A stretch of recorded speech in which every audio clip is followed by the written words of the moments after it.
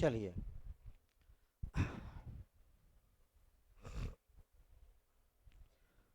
बहुबुद्धि का सिद्धांत। नेक्स्ट क्या है? बहु माने बहुत सारा, बहु माने बहुत सारा। देने वाले का नाम याद रखना है आपको। देने वाले का नाम क्या है? हर परीक्षा में आया है आदमी, ठीक है। गार्डनर का सिद्धांत हर परीक्षा में आ रहा है ये, ठीक है। सीजी टेट में आ गया तुम्हारा, जितना शिक्षक भर्ती आया सब में इसको पूछ रहा है गार्डनर। गार्डनर का सिद्धांत क्या कहलाता है? बहुबुद्धि का सिद्धांत।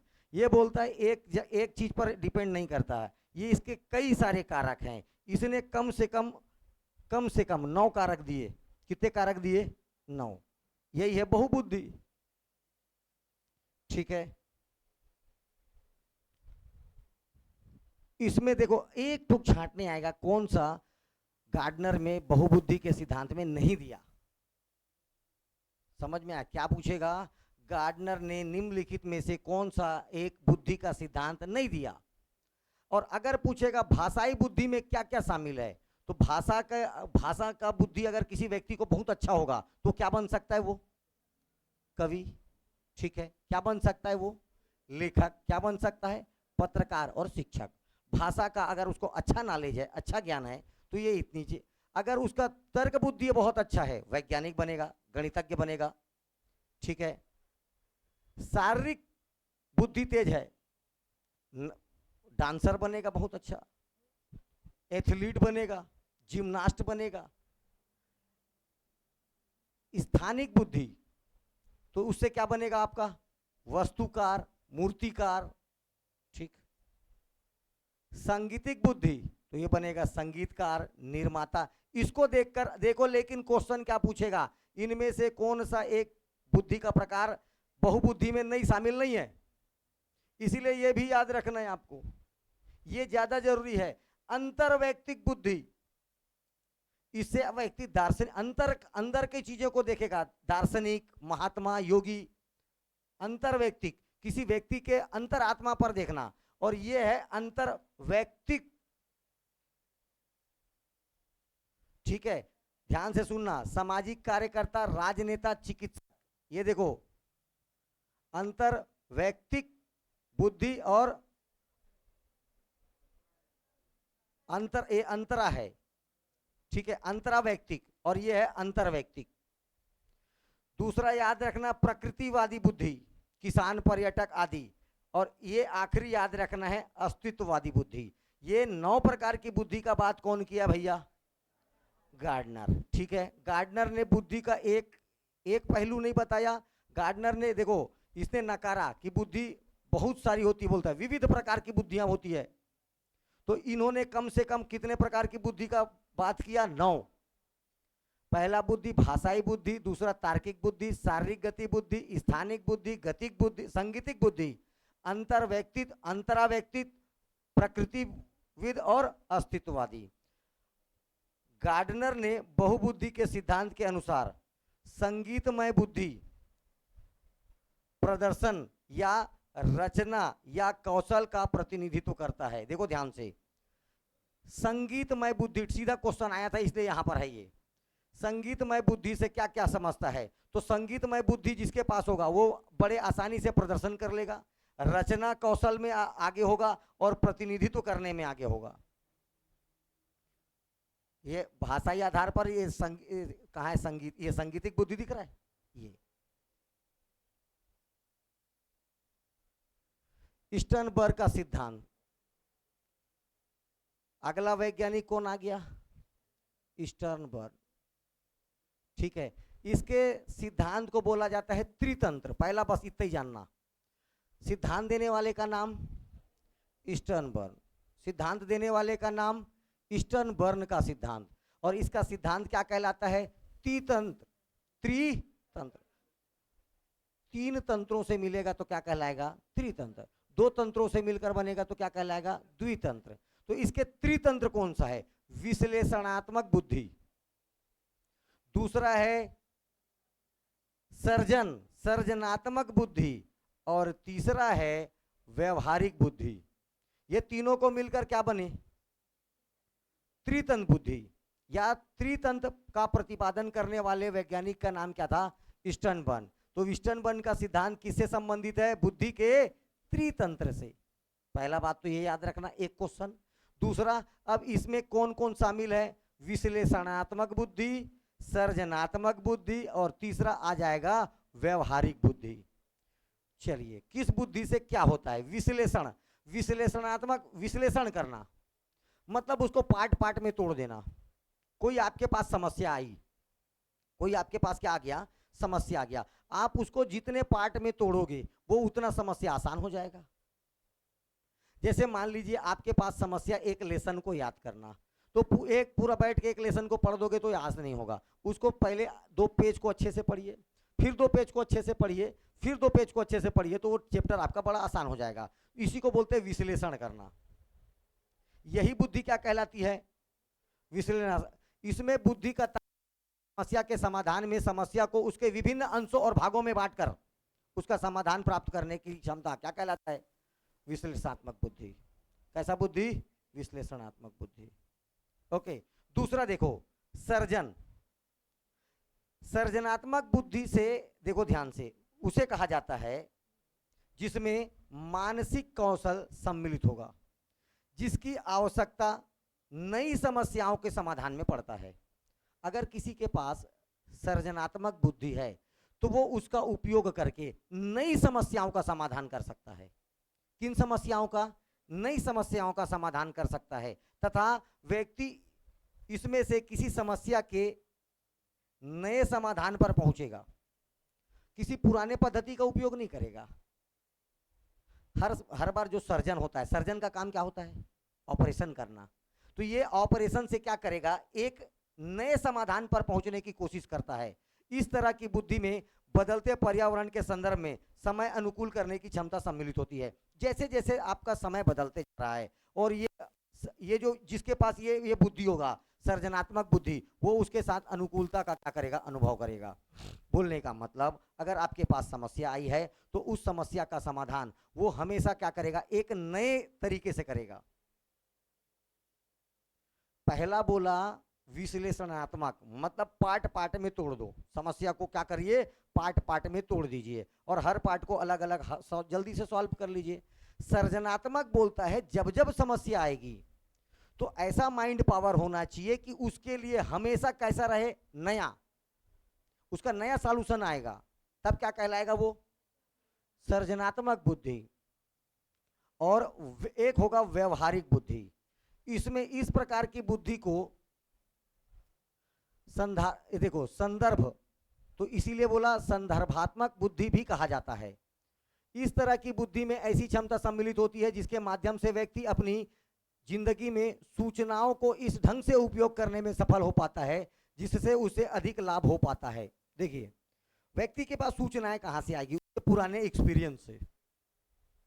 उसके पास उसके जीवन में जितना भी पुराना चीज घटित हो रहा है वो क्या करेगा? उसको एक्सपीरियंस देगा। क्या करेगा? उसको एक्सपीरियंस देगा। इस एक्सपीरियंस का वो यूज किस प्रकार के बुद्धि में करता है? व्यवहारिक बुद्धि। मतलब उस एक्सपीरियंस से कोई समस्या आएगा उसका क्या कर लेगा? हल कर लेगा। और इस प्रकार की बुद्धि को अपन बोलते हैं व्यवहारिक बुद्धि। व्यक्ति के अंदर में बहुत सारी सूचनाएं मौजूद है, तो ये सूचनाएं कैसी होगी? जब वो घुट पिट गया होगा।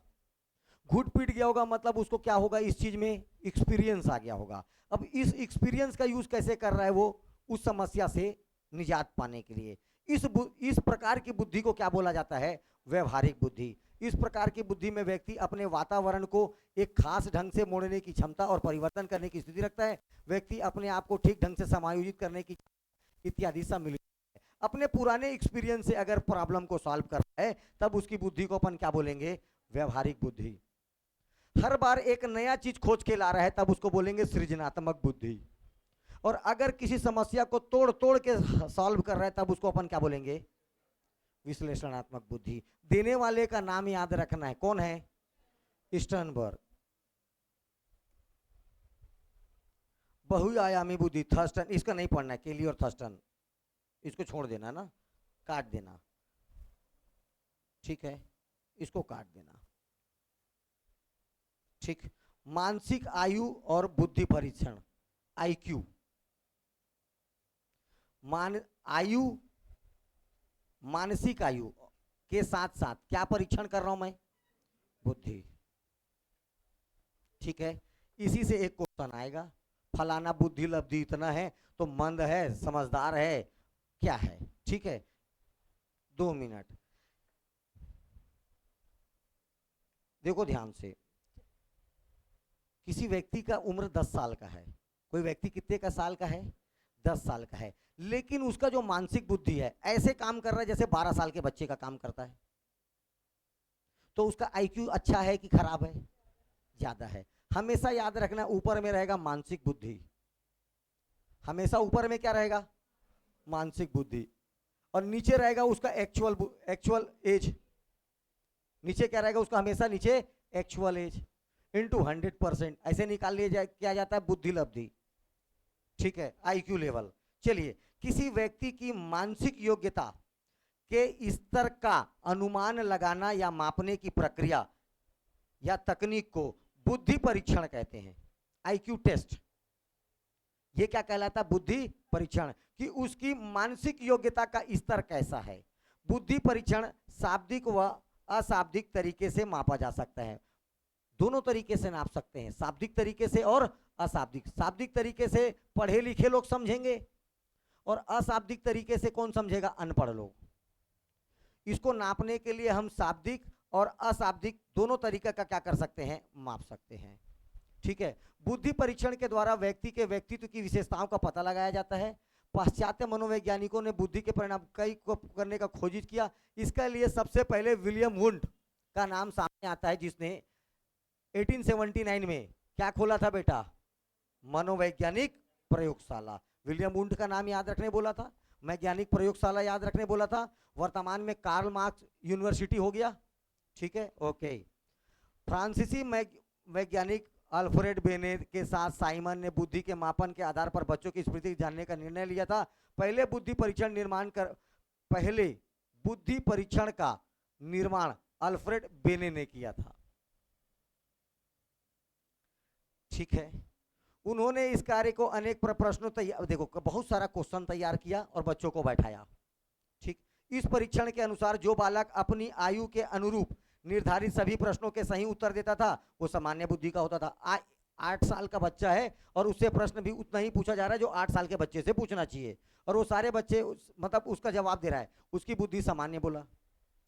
जो अपनी आयु के ऊपर की आयु के बच्चों के लिए निर्धारित प्रश्नों का उत्तर दे रहा है।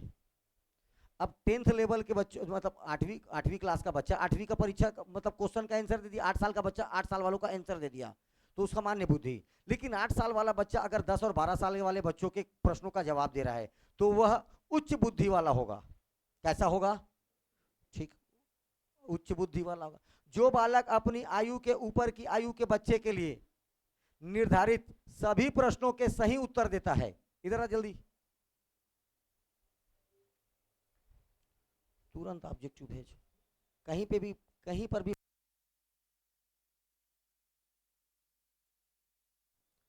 जो बालक अपनी आयु के ऊपर की आयु के बच्चों के लिए निर्धारित सभी प्रश्नों के सही उत्तर देता है उसका बुद्धि और ब्रिलियंट होगा, उच्च नहीं होगा। कैसा बुद्धि होगा?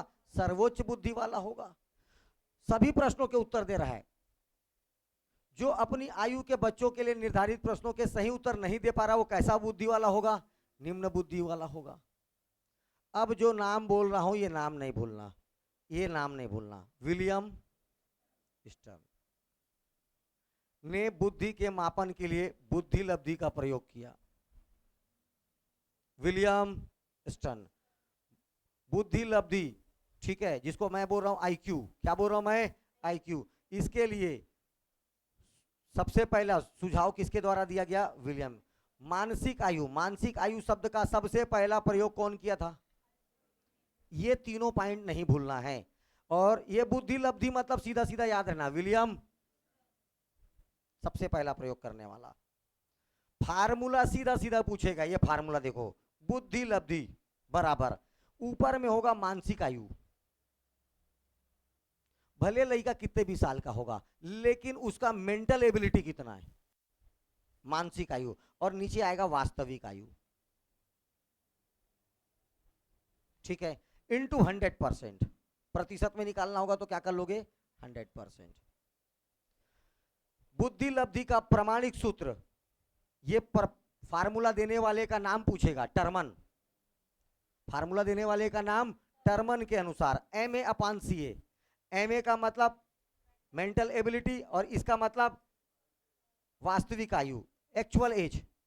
तू यही समझ, करेंट एज रे, करेंट एज, बोलने का मतलब करेंट एज इंटू 100%। और ये क्या है, बुद्धि लब्धि IQ। अब क्वेश्चन आएगा, देखो ध्यान से, किसी, लिखो क्वेश्चन, यहीं से तो क्वेश्चन आएगा सीधा सीधा।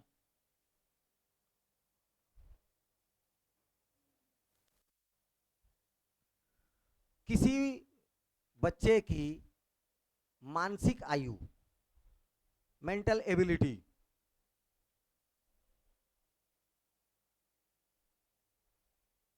पंद्रह वर्ष।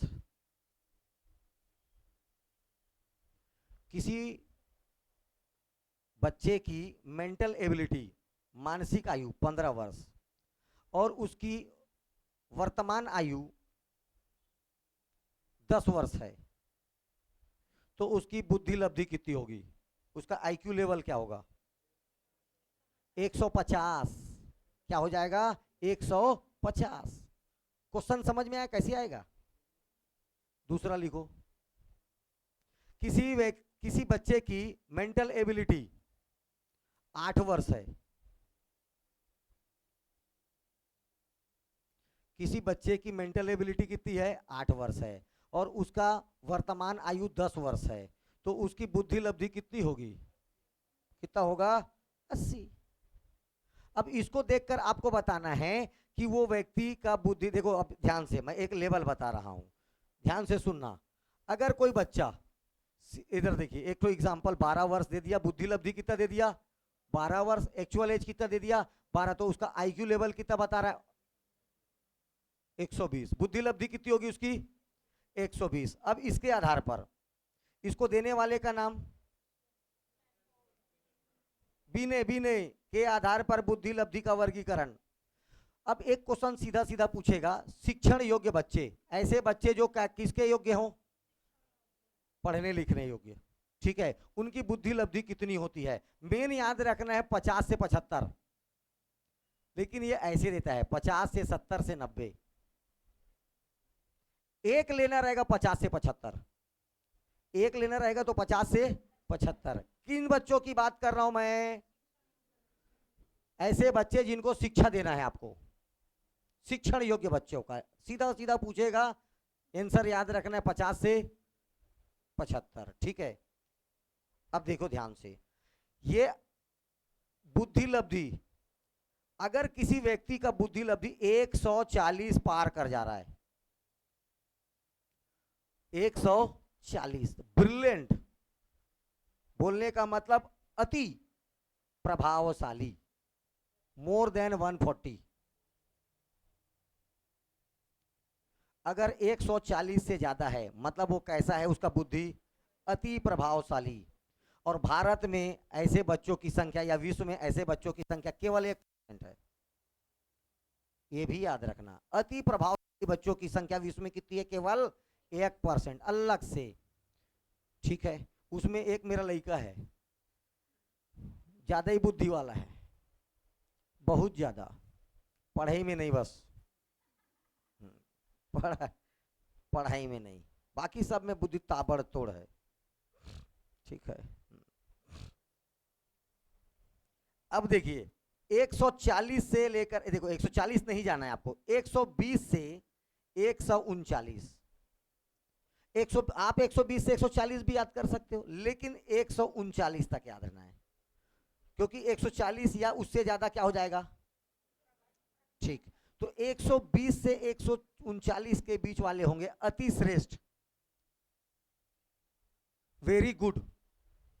और ये केवल गुड, कहां से कहां तक, 110 से 119, 10 का बस है ना, 110 से 119 श्रेष्ठ, 120 से 139 अति श्रेष्ठ, और 140 एंड 140 से मोर देन प्रतिभाशाली। पूरे विश्व में इनकी संख्या, श्रेष्ठ बच्चों की संख्या है 16%। ठीक है, अब तुम्हारी बारी आएगा सामान्य। 90 से 119, 110 नहीं जाना है, सॉरी 120, 110 नहीं जाना है, 90 से 109, ये सामान्य। पूरे विश्व में इनकी संख्या सर्वाधिक है, और ये भी याद रखना है कितनी, 50%। कैसे बच्चे पाए जाते हैं, सामान्य बच्चे। ओके, अब देखिए ये 16% है श्रेष्ठ, तो 16% होगा मंद। सामान्य के ऊपर देखो जैसे परसेंट था 16, 16 के ऊपर 7, 7 के ऊपर ऐसी था ना, ये देखिए 16 के ऊपर 7, फिर 1%। अब इधर आ जाइए, ये क्या हो गया, सामान्य बच्चे। सामान्य के बाद ये याद रखना मंद। 90 से 1 कम करेंगे तो 89, 80 से 90 भी बोलोगे चलेगा, ये होगा मंद। 16%, जिनका बुद्धि थोड़ा सा सामान्य से कम होता है। जैसे तुम लोग में से मैं बता रहा हूं, अधिकतर लोग कैसे हैं, मंद, सामान्य से कम। जो है वो मानना सीखिए, ठीक है, सामान्य से कम। जो मैं पेपर ले रहा हूं, जो बच्चा 50 नंबर से कम पा रहा है, मतलब वो कैसा है, सामान्य से। मैं पेपर देख के बात कर रहा हूं, पेपर का नंबर। जिसका 50 से ऊपर है, ठीक है, वो ठीक है, 50 था, 50 के नीचे वाला सब क्या हो, मंद। एक होगा सीमांत, मंद के नीचे सीमांत, ठीक है, सीमांत बुद्धि। 70 से 80, 80 जाना नहीं, 79, क्या जाना है, 79, सीमांत बुद्धि। 60 से 70 मूर्ख। अब देख 20 से 59 मूढ़ बुद्धि, और उससे भी खतरनाक 20 से कम जड़ बुद्धि, ठीक है, लेस देन 20 जड़, ठीक है। 20 से लेकर के 60 मूढ़ बुद्धि, 60 से 70 मूर्ख, 70 से 90 सीमांत, 90 से 80 से 90, ये अच्छे से याद रखना, मंद, और ये सामान्य। 3 ही क्वेश्चन पूछेगा, 1, 2, 3, और ये लास्ट 4 परीक्षा में, ठीक है।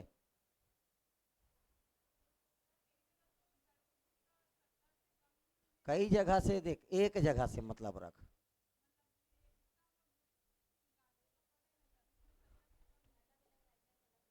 और ये सब दिया है,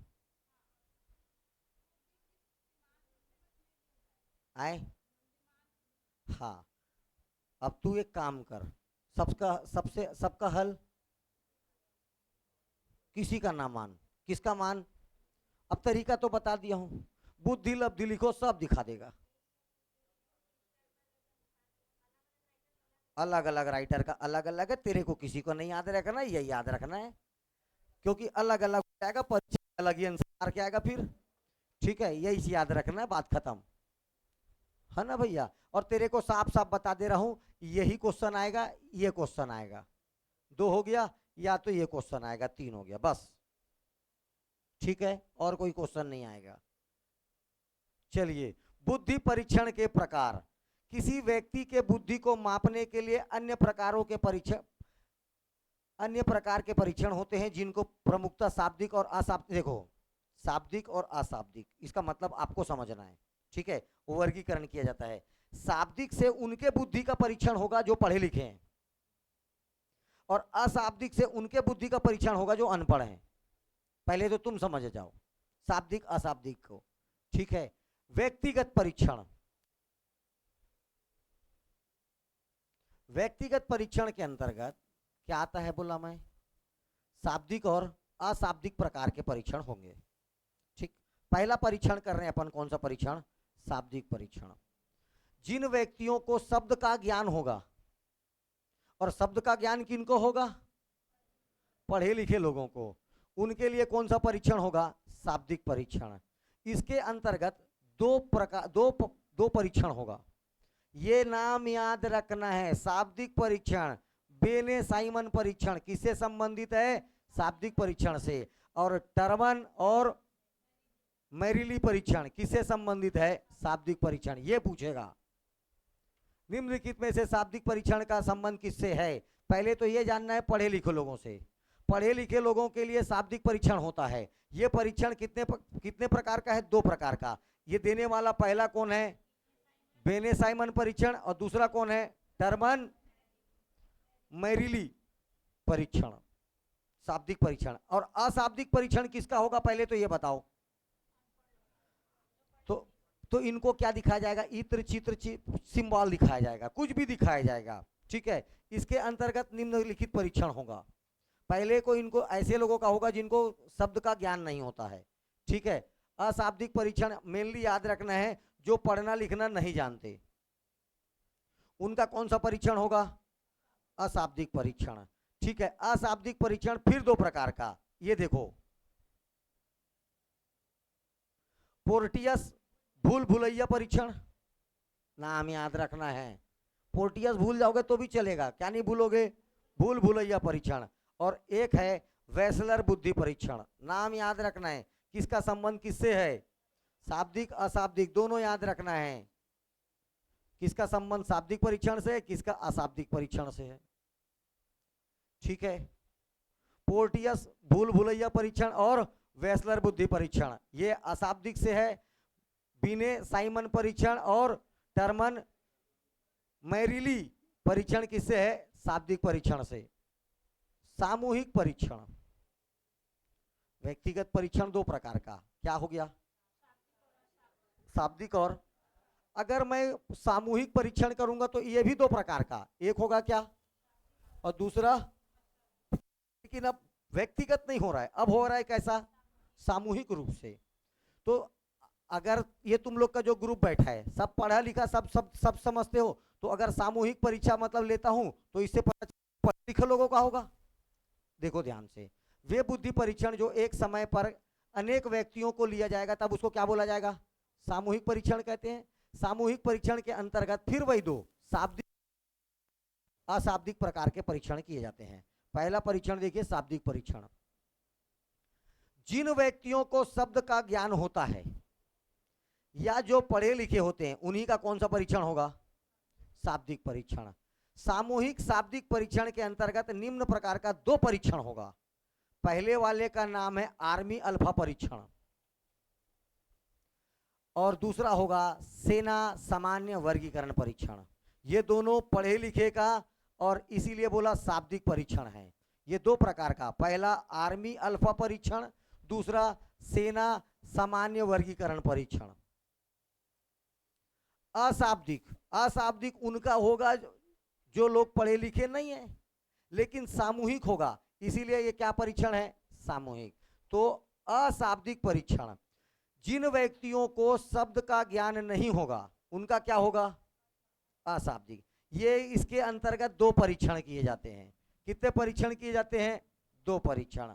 आर्मी बीटा परीक्षण, वो आर्मी अल्फा परीक्षण है। पढ़ा लिखा है तो आर्मी का अल्फा परीक्षण, और अनपढ़ लोगों का क्या होगा ग्रुपिंग में? आर्मी का शिकागो क्रियात्मक परीक्षण। ये सब नाम इंपॉर्टेंट है। शिकागो क्रियात्मक परीक्षण।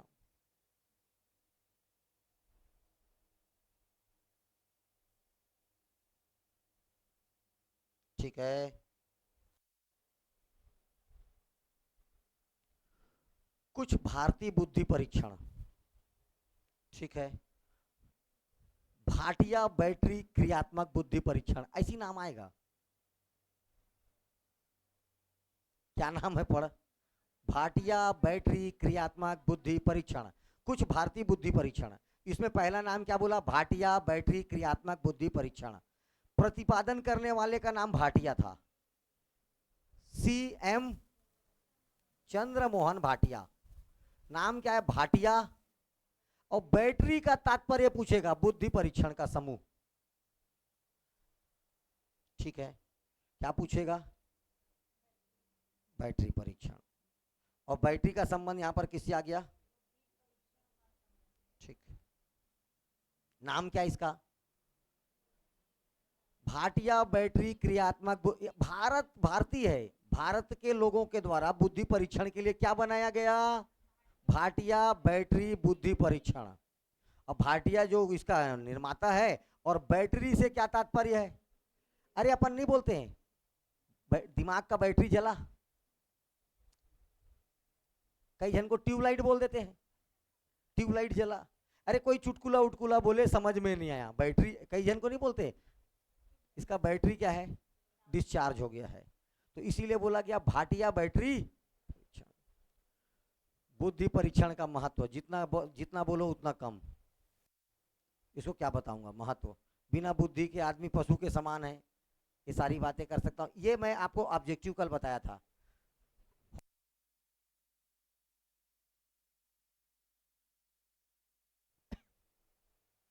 ठीक है, चलिए अब ये चैप्टर का कुछ ऑब्जेक्टिव करेंगे तभी तो समझ में आएगा। इंपॉर्टेंट फैक्टर ये है, और सबसे ज्यादा सवाल आपको मैं पहले से बता दे रहा हूं, ये इससे आ रहा है बेटा। किससे? सर्वबुद्धि से। ये 9 बहुबुद्धि सिद्धांत। बहुबुद्धि सिद्धांत देने वाला कौन कौन है बेटा? गार्डनर। इसका नाम बार बार परीक्षा में आ रहा है। इसने टोटल कितने सिद्धांत दिए? 9। कितने दिए? 9। भाषाई, तार्किक, शारीरिक गति, स्थानीय, ये ऐसा, ये 9। अंतर्वैयक्तिक, अंतरावैयक्तिक, प्रकृतिवादी, अस्तित्ववादी। ठीक है, इसको एक पूछेगा। दूसरा आपको ये सीधा पूछेगा आईक्यू लेवल। ठीक है, मानसी, हाँ ये IQ level test. IQ level test, पहला बात तो याद रखना है, बुद्धि लब्धि शब्द देने वाले का नाम क्या नाम है उसका? लोल, विलियम स्टर्न। विलियम स्टर्न, इसी ने बुद्धि लब्धि शब्द दिया।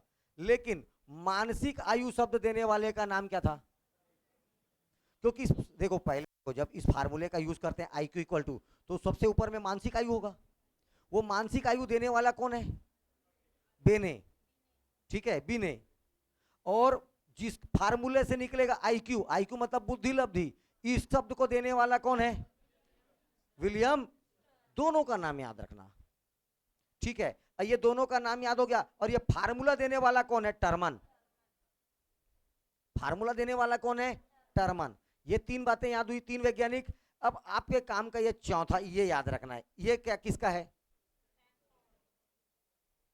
स्टैनफोर्ड के आधार पर ये कितने प्रतिशत क्या क्या क्या क्या क्या है। ठीक है,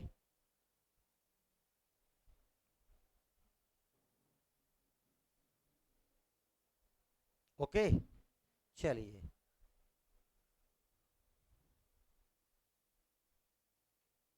कल एक ठोक मैं बोला था आगे का क्वेश्चन आ गया है। ठीक ठीक ठीक,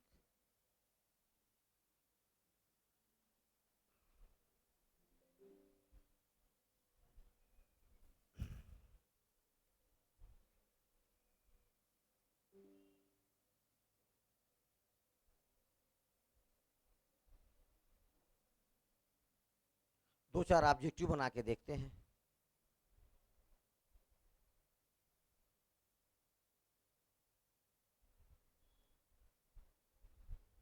चलिए ये ऐसे प्रश्न आएंगे आपको, देखिए शिक्षण योग्यता, शिक्षा योग्य बच्चे की बुद्धि लब्धि होती है, सेम टू सेम क्वेश्चन पढ़ चुके हो 50 75 से 90 तक।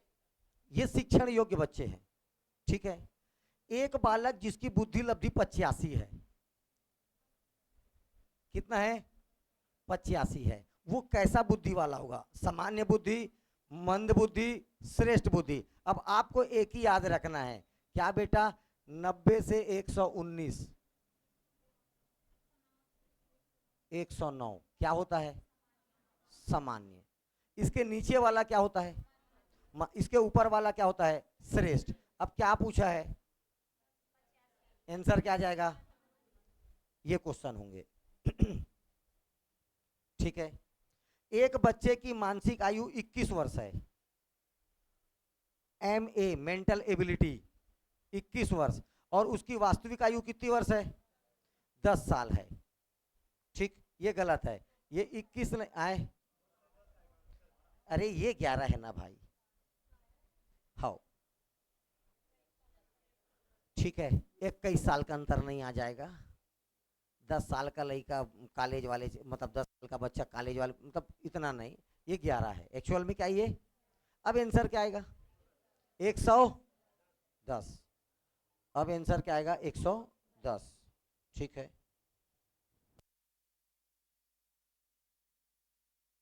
110। एक बालक जिसकी बुद्धि लब्धि 105 है उसे वर्गीकृत किया जाएगा किसमें आएगा? 105 सामान्य में। कहाँ आएगा? सामान्य। 109 तक किसमें आएगा? सामान्य में, सामान्य बुद्धि। ये नाम सुने हो क्या? गार्डनर। गार्डनर के द्वारा निम्नलिखित में से कौन सा एक को छोड़कर बाकी सब बुद्धि के प्रकार हैं? 9 प्रकार बताया है वो। क्या भाषा बताया है क्या? लोल, पागल। पहले ही क्या है उसका? भाषा।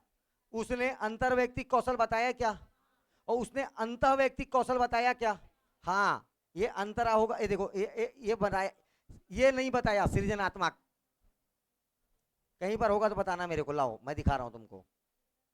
सृजनात्मक, ये 9 प्रकार आपको यही चीजों को बोला कि यही आएगा। ये लो, वो एक अंतर है, एक अंतर है। यहां पर कहां पर सृजनात्मक दिख गया आपको? दिखा कहीं पर? ये सीधा क्वेश्चन यही आएगा। बताने का मतलब ये है, सृजनात्मक नाम का कोई चीज नहीं है। तो कौन सा एक गलत है उसमें? सृजनात्मक।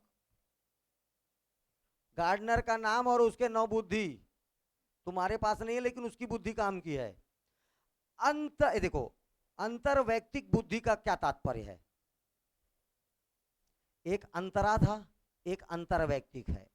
ठीक है, अब ध्यान से पढ़िए। स्वयं की क्षमताओं एवं कमजोरियों की पहचान करना, दूसरों को अभिप्रेरित करने का कौशल, विभिन्न व्यक्तियों को समझने का कौशल। यही आंसर आएगा इसका। क्या आएगा बेटा? विभिन्न व्यक्तियों को समझने का कौशल क्या कहलाता है? अंतरवैयक्तिक बुद्धि का तात्पर्य है। ठीक है।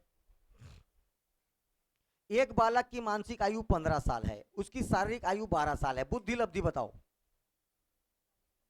125। कितना आ जाएगा? 125। ठीक, चलिए। और बाकी मैं आपको नोट्स में भेज रहा हूं ऑब्जेक्टिव, वो भी सॉल्व करेंगे। ठीक है ना? हाँ, मैं किस में भेज रहा हूं आपको? पीडीएफ में भेज रहा हूं ऑब्जेक्टिव। पीछे आंसर भी रहेगा।